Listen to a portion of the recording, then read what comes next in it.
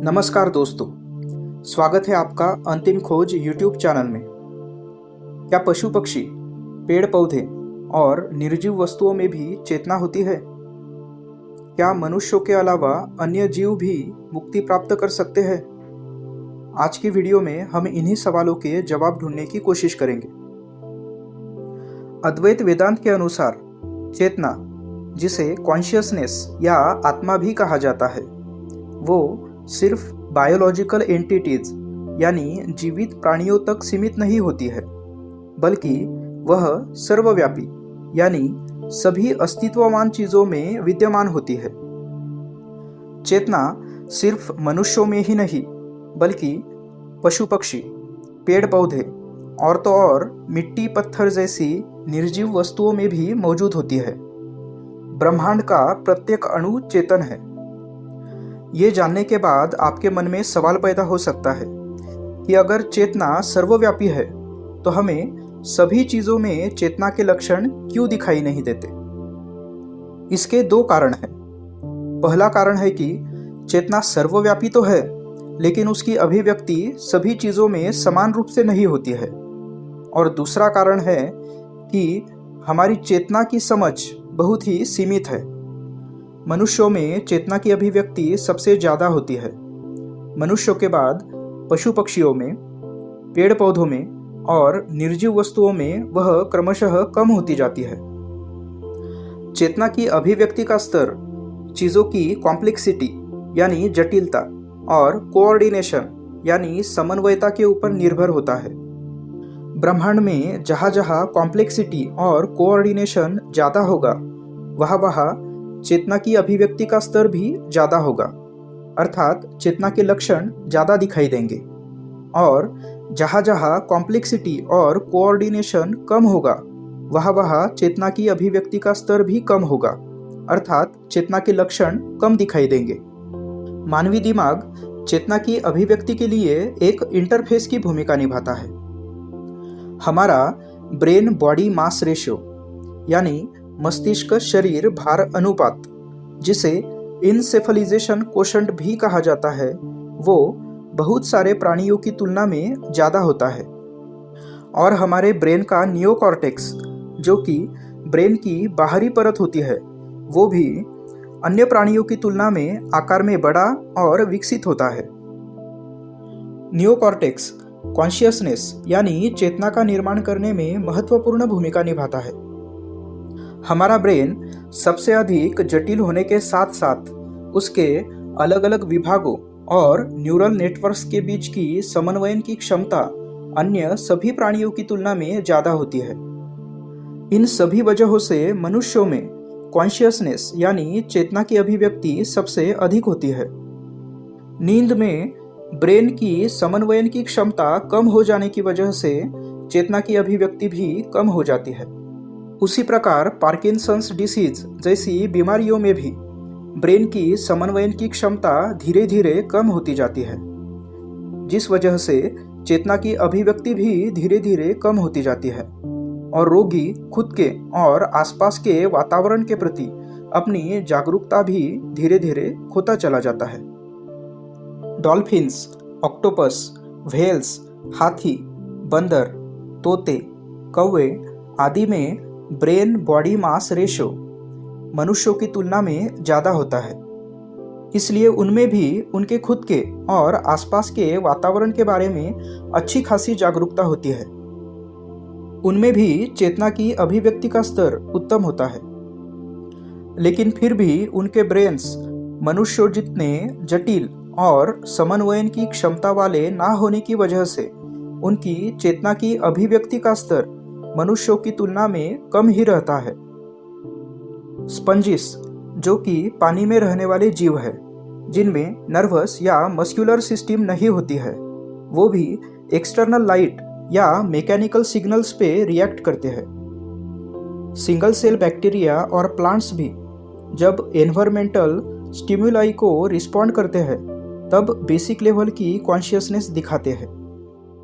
Amoeba, जो कि single cell organism यानी एक पेशीय जीव है, वो हमारी तरह ही जन्म लेता है, खाना खाता है, विकसित होता है, प्रजनन करता है और मर जाता है। हमारी जितनी ना सही परंतु प्राथमिक स्तर की चेतना की अभिव्यक्ति उसमें भी दिखाई देती है। बहुत सारे जीवों में चेतना के लक्षण मनुष्य जितने स्पष्ट नहीं दिखाई देते हैं, लेकिन इसका मतलब ये नहीं है कि उनमें चेतना नहीं होती है। आधुनिक विज्ञान के लिए कॉन्शियसनेस अभी भी एक खोज का विषय है, उस पर वाद विवाद जारी है।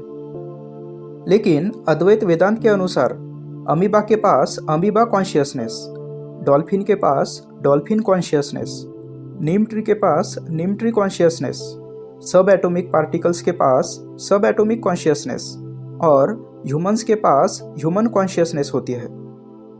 अर्थात सभी अस्तित्वमान वस्तुओं में वस्तु विशिष्ट चेतना यानी स्पेसिफिक कॉन्शियसनेस होती है, जिसे किसी एक मानदंड पर मापा नहीं जा सकता। ब्रह्मांड में जहाँ कहीं भी चेतना की अभिव्यक्ति के लिए अनुकूल वातावरण का निर्माण होता है, वहाँ चेतना के लक्षण दिखाई देने लगते हैं। गर्भाशय जीवन की उत्पत्ति यानी चेतना की अभिव्यक्ति के लिए अनुकूल वातावरण निर्माण करता है, इसलिए वहाँ जीवन का निर्माण होता है। गर्भाशय में जिस प्रकार का वातावरण होता है, उस प्रकार का वातावरण अगर हम कहीं और बना सके तो वहाँ भी जीव की उत्पत्ति यानी चेतना की अभिव्यक्ति देखी जा सकती है। क्लोनिंग, इन विट्रो फर्टिलाइजेशन और आर्टिफिशियल वोम यानी कृत्रिम गर्भाशय द्वारा संतानोत्पत्ति इसी बात को सिद्ध करती है। उसी प्रकार अगर AI यानी आर्टिफिशियल इंटेलिजेंस का ज्ञान, अनुभव और संवेदनशीलता का स्तर मानवीय ज्ञान, अनुभव और संवेदनशीलता के स्तर तक लाया जा सके तो AI भी मनुष्य जितना ही कॉन्शियस हो सकता है। अगर हम मानवीय दिमाग की जटिलताएं और समन्वयन की क्षमता की हूबहू नकल करने वाले एल्गोरिदम्स, सॉफ्टवेयर या सिस्टम्स का निर्माण कर सके तो AI में भी मनुष्य जितनी ही चेतना की अभिव्यक्ति दिखाई देगी। AI भी खुद के और आसपास के वातावरण के प्रति मनुष्य जितना ही जागरूक हो जाएगा। अब तक हमने अद्वैत वेदांत और विज्ञान के समन्वय से जाना कि चेतना सिर्फ मनुष्यों तक सीमित नहीं है, बल्कि पशु पक्षी, पेड़ पौधे और निर्जीव वस्तुएं भी चेतन होती है। अंतर सिर्फ इतना है कि चेतना की अभिव्यक्ति सब में अलग अलग होती है। अब हम जानने की कोशिश करेंगे कि मनुष्यों के अलावा अन्य जीव भी मुक्ति प्राप्त करने की संभावना रखते हैं या नहीं। सामान्यतः सिर्फ मनुष्यों को ही मुक्ति पाने के लिए सक्षम माना जाता है। लगभग सभी धार्मिक ग्रंथों का मानना है कि सिर्फ मानव योनि में ही मोक्ष की प्राप्ति हो सकती है, अन्य योनियों में नहीं। इस बात की पुष्टि करने के लिए तर्क दिया जाता है कि मनुष्यों में बाकी जीवों से अधिक बुद्धिमत्ता होती है, इसलिए वे धर्म पालन, कर्मकांड, ध्यान, आत्मचर्चा आदि द्वारा मुक्ति प्राप्त कर सकते हैं। लेकिन मेरा मानना है कि मनुष्यों की तुलना में अन्य जीवों में मुक्ति प्राप्त करने की संभावना अधिक होती है। पशु पक्षी, पेड़ पौधे हमारी तुलना में आसानी से मुक्ति पा सकते हैं। मेरी बात को सिद्ध करने से पहले मैं आपको फिर से एक बार मुक्ति क्या है ये संक्षेप में बता देता हूँ। अद्वैत वेदांत के अनुसार जीव का खुद के ब्रह्म स्वरूप को जानना ही मुक्ति है, और जीव ब्रह्म स्वरूप के साथ तभी एक हो पाता है जब उसका अज्ञान और अहंकार मिट जाता है। पशु पक्षी अधिकतर समय अपनी बुद्धिमत्ता का उपयोग ना के बराबर करते हैं। वे इसके बजाय इंस्टिंक्ट और इंट्यूशन से प्रेरित होकर अपने काम करते हैं। पेड़ पौधे भी नर्वस सिस्टम या ब्रेन्स ना होने की वजह से ट्रॉपिज्म्स और हार्मोन सिग्नलिंग जैसी यंत्रणाओं द्वारा वातावरण में होने वाले बदलावों पर प्रतिक्रिया देते हैं। पशु पक्षी पेड़ और पौधों द्वारा दी जाने वाली प्रतिक्रियाएं बहुत ही तेज होती है। इसके अलावा ज्यादातर पशु पक्षियों में मनुष्यों जैसी दीर्घकालीन स्मृति नहीं होती है, उनकी स्मृति बहुत ही अल्पकालीन होती है। पेड़ पौधों में भी वातावरण में होने वाले बदलावों के प्रति त्वरित प्रतिक्रिया के रूप में छोटी अवधि की स्मृति जैसी क्रियाएं दिखाई देती है। इन सब कारणों की वजह से पशु पक्षी, पेड़ और पौधे शुद्ध रूप से वर्तमान क्षण में जी पाते हैं, वे ना ही भूतकाल की घटनाओं को याद करते हैं और ना ही भविष्यकाल की योजनाएं बनाते हैं। इसके विपरीत मनुष्य उसकी अति विकसित कॉग्निटिव एबिलिटीज यानी मनोवैज्ञानिक क्षमताओं की वजह से वर्तमान क्षण में कम ही जी पाता है। वह ज्यादातर समय भूतकाल से जुड़ी यादें और भविष्यकाल से जुड़ी आशाएं और चिंताओं में डूबा रहता है।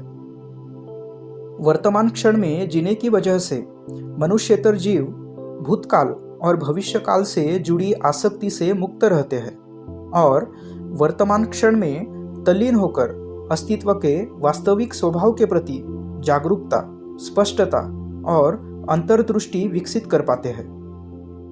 भूतकाल और भविष्यकाल का बोझ ना होने की वजह से वे वर्तमान क्षण में सहजता से ब्रह्मांड के साथ एक हो पाते हैं। बुद्धिमत्ता या आध्यात्मिक अभ्यास के बिना भी स्वाभाविक रूप से एकता या अद्वैत की स्थिति में रहा जा सकता है। ये मानवीय अहंकार ही है जो बुद्धिमत्ता और आध्यात्मिक अभ्यास या कर्मकांड को मुक्ति पाने का जरिया मानता है। मुक्ति एक स्वाभाविक अवस्था है और यह किसी विशेष प्रयास या साधना के परिणाम से प्राप्त नहीं होती है। अपने वास्तविक अद्वितीय ब्रह्म स्वरूप को पहचानने पर तत्क्षण मुक्ति मिल जाती है। और याद रखिए, जो धर्म ग्रंथ सिर्फ मनुष्य को ही मुक्ति के योग्य मानते हैं, वो धर्म ग्रंथ भी मनुष्यों ने ही लिखे हैं।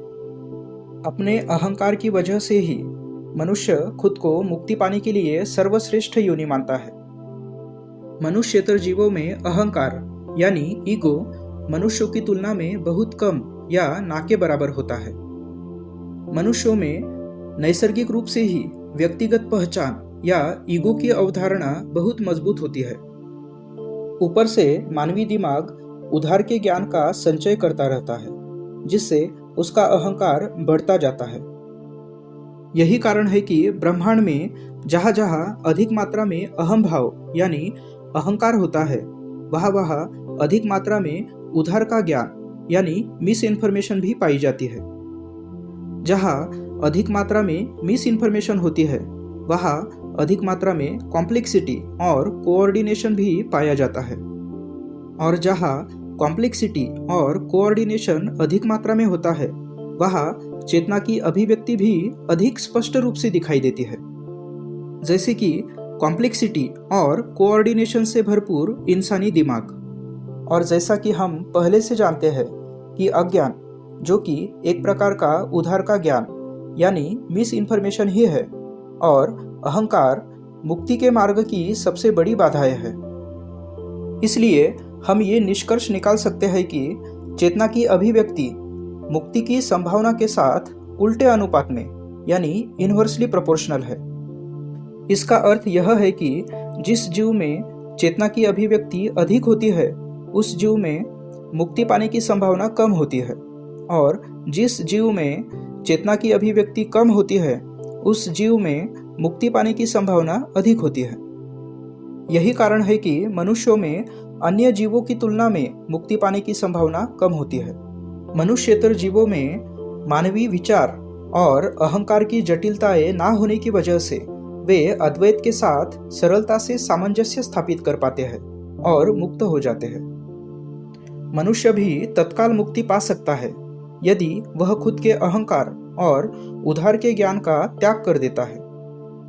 मनुष्यों की तुलना में अन्य जीवों में मुक्ति पाने की संभावना अधिक होती है, ये जानकर आपके मन में सवाल पैदा हो सकता है कि हमें जीवन मुक्त पशु पक्षी, पेड़ या पौधे क्यों दिखाई नहीं देते, अर्थात हमें उनमें मुक्ति के लक्षण क्यों नहीं दिखाई देते। इस सवाल का एक वाक्य में जवाब है हमारी मुक्ति को लेकर सीमित समझ। हमें हमारी मुक्ति की समझ का मानवीय अनुभवों के परे विस्तार करने की जरूरत है। मनुष्येतर जीवों में चेतना की अभिव्यक्ति हमसे अलग होती है, इसलिए उनका व्यवहार और संवाद की पद्धति भी हमसे अलग होती है। इसके अलावा मुक्ति पाने के साथ ही जीव का मुक्ति पाने का अहंकार मिट जाता है और वह मौन हो जाता है। इसलिए अगर कोई मनुष्येतर जीव जीवन मुक्ति प्राप्त कर लेता है तो उसके व्यवहार से मुक्ति के लक्षण दिखाई दे ऐसा जरूरी नहीं है। और अगर मुक्ति के कुछ संकेत मिलते हैं तो भी वे हमारी समझ में आए ऐसा भी जरूरी नहीं है। अब हम इस वीडियो में हमने जो कुछ भी जाना उसकी क्विक रिवीजन करते हैं। हमने जाना कि न सिर्फ मनुष्य बल्कि सभी जीव और निर्जीव वस्तुएं भी चेतन है। चेतना है तो सर्वव्यापी, लेकिन उसकी अभिव्यक्ति हर जगह समान रूप से नहीं होती है। अनुकूल वातावरण निर्माण होने पर चेतना की अभिव्यक्ति स्पष्ट रूप से दिखाई देती है।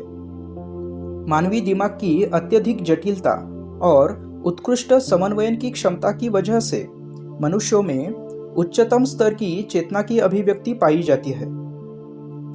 प्रत्येक वस्तु में वस्तु विशिष्ट चेतना होती है जिसे किसी एक मानदंड पर मापा नहीं जा सकता।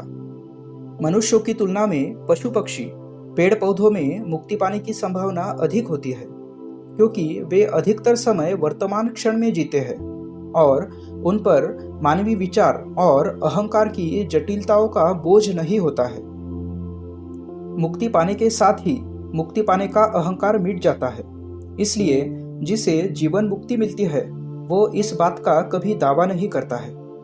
हमें हमारी बुद्धिमत्ता के अहंकार का त्याग करके हमारी मुक्ति की समझ का हमारे अनुभवों के परे विस्तार करने की जरूरत है। तभी हम अन्य जीवों में होने वाली मुक्ति की प्रक्रिया को समझ सकेंगे। इस वीडियो में इतना ही। मिलते हैं अगले वीडियो में। धन्यवाद।